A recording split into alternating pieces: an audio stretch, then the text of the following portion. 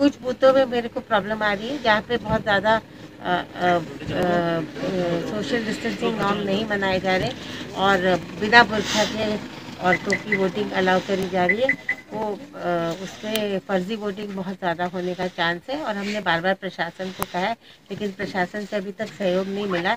अब हम लोग चाहेंगे कि इस चीज़ पर विशेष गौर किया जाए और काफ़ी देर से हम कोशिश में है कि प्रशासन इस चीज़ पर विशेष गौर करे। समाजवादी पार्टी बार बार सत्ता पक्ष पे प्रशासन का पे दबाव का आरोप लगा रही है, वोटर को धमकाने का आरोप लगा रही है, ऐसे में उनका तो ये कर्म है भैया, वो हमेशा से ऐसे ही करते हैं। ये झूठी कहानियाँ मीडिया के मार्फत तो प्रचार करते ही हैं, लेकिन आपको मालूम है कि उनकी कार्यशैली ऐसी है।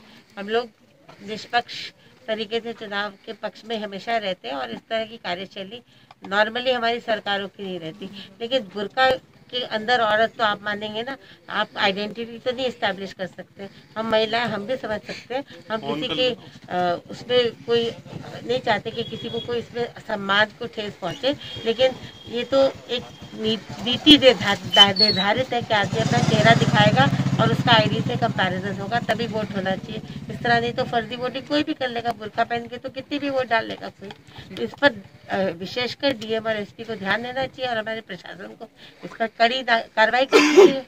चेतन जी ने कैबिनेट मंत्री रहते हुए विकास कार्य कराया है, ऐसे में आपने क्या सोच रखा है चुनाव जीतने के बाद, क्या ऐसे कार्य है जो आपने कराने हैं अभी?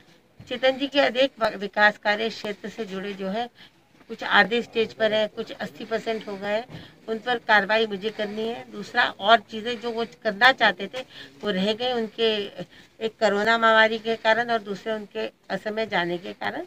वो सारे कार्य मेरी निगरानी में है और मैं जानती हूँ कि क्या है। बहुत सारी सड़कें हैं, फ्लाईओवर है, अस्पताल है और बिजली घर है। बड़े सारे कार्य ऐसे चल रहे थे। एक स्टेडियम बन रहा है, 2 अस्पताल है और कई सारी चीज़ें और हैं जो उनके आईटीआई बन रही है।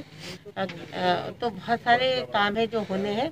स्किल डेवलपमेंट में काम होना है, स्पोर्ट्स पे काम होना है और वैसे विकास के अनेक कार्य।